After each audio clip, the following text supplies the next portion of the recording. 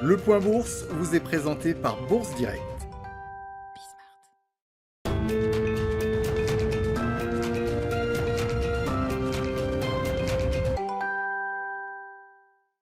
Bonjour à tous, la tendance est dans le vert ce matin à la Bourse de Paris. L'accalmie du côté des rendements obligataires aux États-Unis donne un petit peu de souffle au marché après les envolées de la semaine dernière.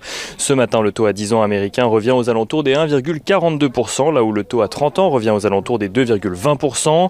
On notera d'ailleurs que la Banque d'Australie, qui avait déjà lancé un plan de rachat d'emprunts surprise la semaine dernière face à la poussée des rendements obligataires, a réitéré ce matin en doublant le montant des rachats afin de ramener le calme sur les rendements d'emprunts australiens, dont les rendements obligataires à 10 ans évoluent aux alentours des 1,67% ce matin.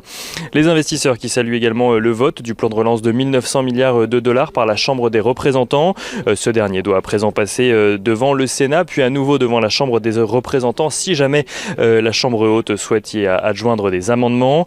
On se souvient notamment de la question de l'augmentation du salaire minimum aux États-Unis qui était vue par la conseillère juridique du Sénat comme devant être traitée à part du plan de relance. L'objectif reste cependant pour les démocrates d'obtenir un vote et une ratification par Joe Biden d'ici au 14 mars, date où s'arrêtent les aides actuelles.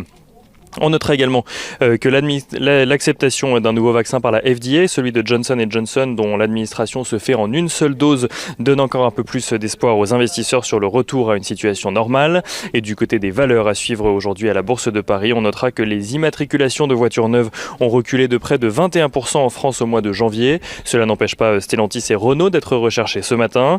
Eurofins Scientifique annonce de son côté une croissance de 19,2% de son chiffre d'affaires en 2020, soit légèrement plus qu'attendu.